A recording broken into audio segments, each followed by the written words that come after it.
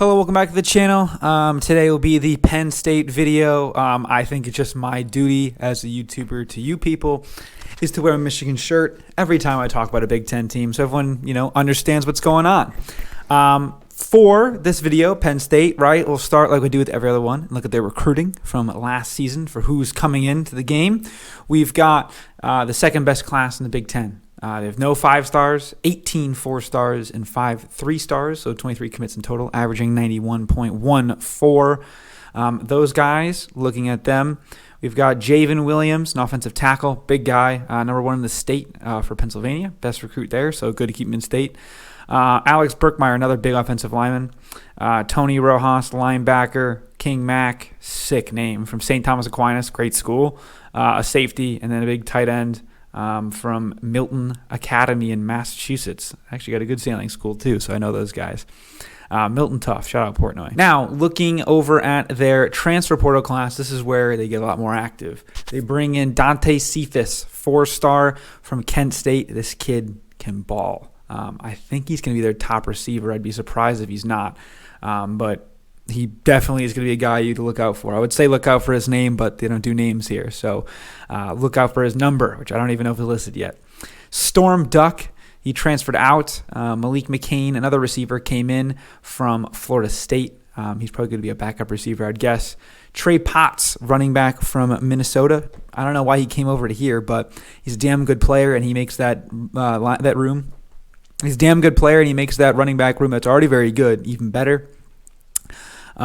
They also brought in Alonzo Ford, a D tackle from Old Dominion, and finally from FAU, Riley Thompson, a punter who will be their starter. He could potentially be their kicker as well, but I believe they brought in a transfer, Alex Felkins, for that role. As for their overall roster construction, their offensive line's unbelievable. If you're looking at any big board, you'll see Olu Fashanu right at the top. I don't know if I'm saying his name correctly. Apologize if I'm not. He is 6'6", 323. Big guy. He's going to be their rock to run behind with their 1-2 punch of Nick Singleton and Creighton Allen, or Katron Allen. I call him Creighton, but Katron Allen. And even, I guess, Trey Potts is a good third back. Those two are both sophomores, Katron Allen and Nick Singleton. Probably the second best 1-2 punch in the conference and in the league, league being overall college football. Obviously behind Michigan's 2 men in Donovan Edwards and Blake Corum. As for the rest of the team, obviously I already talked about Dante Cephas. They got a weaker pass-catching unit than they've had in years past. Obviously, they've had a lot of good receivers come through. Parker Washington last year got himself drafted, Jahan Dotson, etc., even back to Allen Robinson, right? But looking at this group, one man is the big focus on offense. That's Drew Allar. As Drew Allar goes, this team's going to go. If he is who everyone says he is, then we're going to see a Penn State team contend to win the Big Ten East and be in the playoff, right? Because it's a 3-horse race between Ohio State, Michigan, and Penn State. And the winner of that round robin is going to find themselves in Indy and most likely in the playoff, probably at the Rose Bowl, right? Michigan plays at Penn State. Penn State plays at Ohio State, and Ohio State plays at Michigan. So it's a perfectly circular round robin. That's the big thing. Harbaugh obviously was having a mid-off with James Franklin for quite a long time. Harbaugh beat those allegations the last 2 seasons by winning some big games, including at Penn State, the last time these 2 teams met in Penn State. This will also be another non-whiteout, I would imagine. It's a noon game. So shout out the big noon guys for making it. We don't have to deal with that night game. Thank God. I will be in attendance, so you have to handicap that as well. But now we move on to their biggest strength outside of the offensive line and running game is definitely their defense. They've obviously got the Michigan man himself, not from Michigan, but not from University of Michigan, I would say, from Cass Tech, Detroit, Michigan. Kalen King, who's going to find himself getting drafted pretty high in Detroit, which is going to be awesome. So hopefully it's a first-round pick when I'm in attendance there. And then they also got Chop Robinson, who's going to be a good draft pick as well. Pretty deep defense, one of the better units in the conference and in the country, which is kind of how it works. If you're at the top of the Big Ten East, you're in the top of the country, usually with Michigan and Ohio State, which is, going to be repetitive for the rest of this video. But Their defense is great. They can run the ball with nobody else. I don't want to be disrespectful to them, and it's going to sound disrespectful when I say this, but if you're a non-Big Ten watcher, if you're coming in from one of my other videos from my SEC fans, right? Let's say they're a Michigan light, I guess is what I could say, right? They got a younger quarterback who's better than they usually have, kind of like J.J. McCarthy and Drew Allar. They've got a great running back duo. They got big defensive line, big offensive line, and a pretty good secondary with a kid from Michigan, right? And I think that overall, it's a pretty similar team. So it does scare me. I think that I would say as a Michigan fan, the game going into Penn State is our hardest game. I'm just setting myself up to be able to take exposed, but hey, that's the game, right? As for their schedule, they open up as one of their 2 NBC games against West Virginia at home. Should be an easy win. Great power, good for them to getting a nice Power 5 conference win out of the way early. They play fake Michigan and Delaware with the also the striped hats at home on Peacock. Then they go at Illinois on Fox.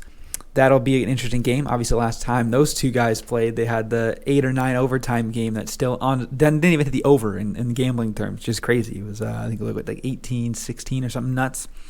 Then they come home against Iowa. That'll be a good physical, nice game to get them up to speed. And then they go at Northwestern and then UMass. So good little break up there before they have to go on the road to Ohio State, which is definitely their toughest game, I would probably say, for them. As at Ohio State, I would imagine, they'd probably imagine that, with that being on the road. Their best opponent is Michigan, but the toughest scenario with them having to go on the road is Ohio State.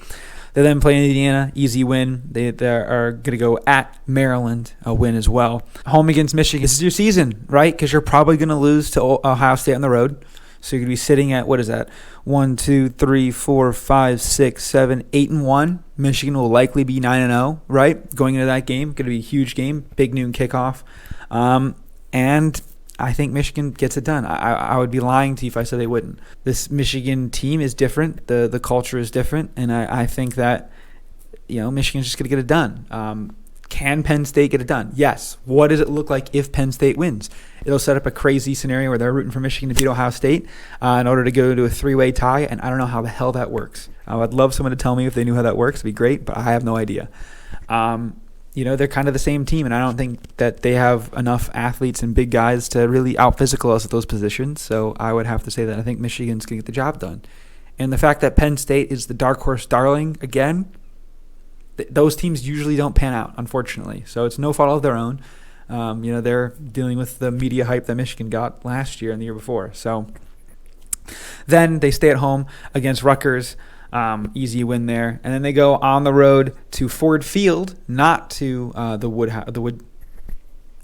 to Ford Field, not the Woodshed or the Deepwater, whatever they call it. I don't even know what they call it over there, to take on Michigan State and maybe get rid of Mel Tucker. Who knows? But it'll be 7:30 on Friday, Black Friday, that is. So you have the Ford Field crew will be working hard on Thanksgiving, so shout out those guys having to give up their holiday because they're going to have a home NFL game, and then the next day it'll be Michigan State against Penn State. So I think it's very likely that they play in the Rose Bowl regardless of the outcome of their season. They're either going to be in the Rose Bowl proper or they're going to be playing in the playoff game will be out there. I'm not actually totally sure if there will be a Rose Bowl and a playoff game in the Rose Bowl. I'd imagine probably not now that I think about it. So the Big Ten will go to a different bowl this year, probably like an Orange Bowl. I think would be a good game down there. Or maybe even a Peach Bowl because the SEC is going to be probably busy with at least one, maybe two teams in the playoff. So I think Penn State could do it. This is a good year for them. TK, the resident Penn State fan I know a lot on Twitter, along with Cornwall and AP. They definitely think, I think all of them are on the same page that, this is obviously a good year for them, but next year's the year they're really looking forward. They got a lot of, their running backs and quarterback are all sophomores, so I think they're definitely be looking towards next season, but obviously this season would be icing on the cake. Let me know down below what you think. If you think Penn State can do it, is there a path for them to get through? Can James Franklin finally, string together two big wins? I think he could. Obviously, Harbaugh got the similar mocking and embarrassing, memes put at him or whatever you want to call it. And he beat those allegations, and I think Franklin definitely could. Am I hoping so? Absolutely not. Michigan guy, but, I'd rather them than Ohio State.